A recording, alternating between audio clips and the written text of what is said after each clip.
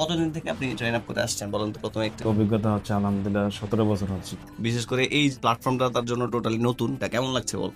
আপনাকে যখন শিখাবে তখন আপনার মনে হবে না যে টিচার বসে আছে, আমি কি জিজ্ঞেস করবো, এরকম কিছু কাজ করবে না। আমি গতকাল মাহমুদ ভাইয়ের আপনার একটা ভিডিও দেখে আর দেখার পরে সে বলছে এখানে আছে। রাশেদ আজকে প্রথম শিখতে আসছে কোনো কিছু, বিশেষ করে এই প্ল্যাটফর্মটা তার জন্য টোটালি নতুন। এই ক্যাটাগরিটা কেমন লাগছে বল? হ্যাঁ, ভালো লাগছে। শিখানোর স্টাইলটা কেমন লাগছে সোনা স্কিলের? অত্যন্ত ভালো।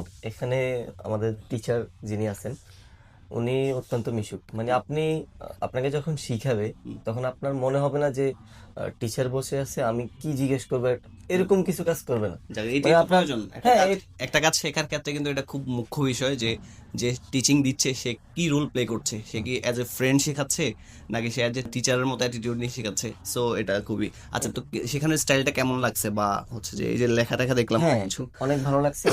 আজকে আমাদেরকে প্র্যাকটিক্যালি দেখায় নাই, আজকে কাগজে কলমে বোঝানো হয়েছে। কালকে আমাদের থেকে আগে নেওয়া হবে কি আমরা কতটুকু বুঝছি, আচ্ছা আচ্ছা, এরপরে গিয়ে আমাদেরকে প্র্যাকটিক্যালি দেখানো হবে। ঠিক আছে। তো তো যেহেতু প্রথমে থিওরিটিক্যালি এরপর প্র্যাকটিক্যালি, ঠিক আছে, এটা গুড গুড অ্যাসাইন। তো অনেক শুভকামনা তোর জন্য। সীমান্ত আছে এদিকে, সীমান্তর জন্য আশা করছি 4 দিনে তোরা ভালো কিছু করতে পারবি। ইনশাল্লাহ।